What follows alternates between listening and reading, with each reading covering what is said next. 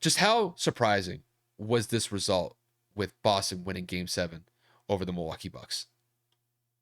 Well, to me, it was obviously a little bit of a shock because I just genuinely thought that Giannis was going to be able to take over just because they haven't really been able to give an option to figure out how to stop him, slow him down, or anything of that nature.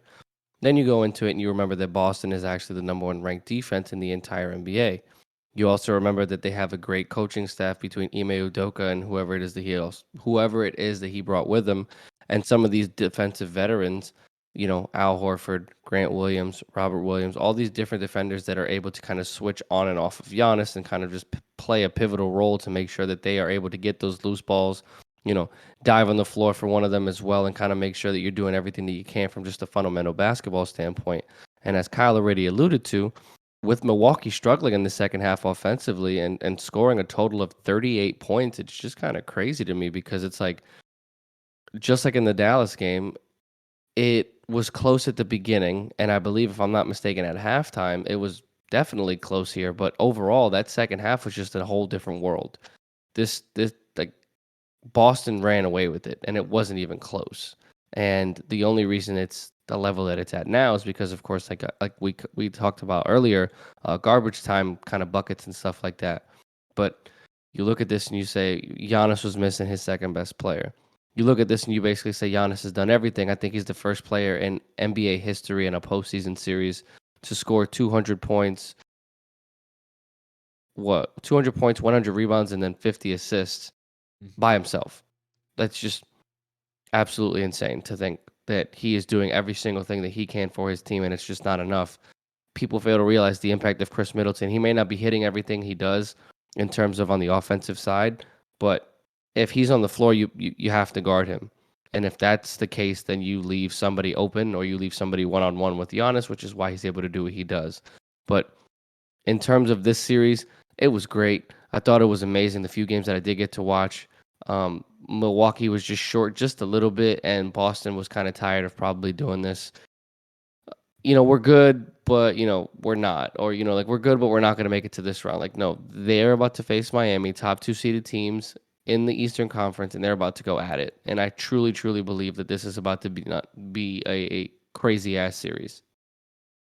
I mean, Kev, just to kind of, I would talk about the Game 7 between Milwaukee and Boston. I mean, Boston just flat out destroyed Milwaukee, really in the second half of this Game 7. And really, it kind of came from one of the places that I didn't really expect, and that was Grant Williams. I mean, Grant Williams led the team with 27 points. I mean, really, like when you look at this series from a Boston perspective, it's really been Jason Tatum. I mean, Jason's been on fire this whole series. But man, I got to focus on Grant Williams.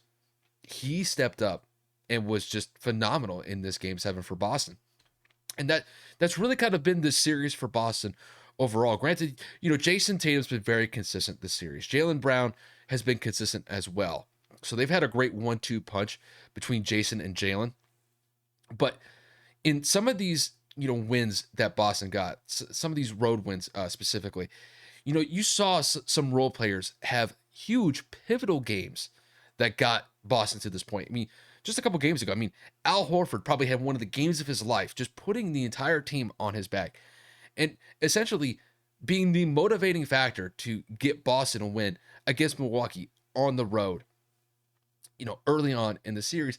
And then when you focus on this Game 7, I mean, this Game 7, it could have gone either way at halftime because when you look at it, Milwaukee scored 43 points in the first half. Boston scored 48. So it's only a 5-point game at halftime. And in a Game 7, that is not much of a lead to work with if you're Boston. But Boston made some great second half adjustments, and they just basically wiped the floor with Milwaukee in the second half of the game. And it's kind of indicated in the box score. I mean, when you look at Boston, I mean, granted, Boston, I wouldn't say that they had the greatest shooting performance, but they were able to knock down timely shots when they needed to, and then they were able to play good defense on the other side of the ball. Boston shot 42% from the field. Milwaukee shot under 37. And behind the three-point line, I mean, Milwaukee was utterly garbage. They shot 12% behind the three-point line, and Boston shot 40.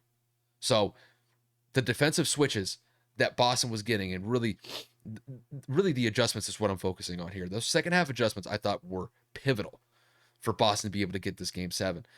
And not only that, when you look at Boston as a whole, now that they're going into the Eastern Conference Finals, really the question that's going to remain is Jason and Jalen are going to be there, but who's going to be the role players, or who's the role player that's really going to step up for Boston with a trip to the finals, possibly? Is it going to be guys like Grant Williams or Al Horford, or maybe look at guys like Peyton Pritchard? Like, they have some decent role players to work with.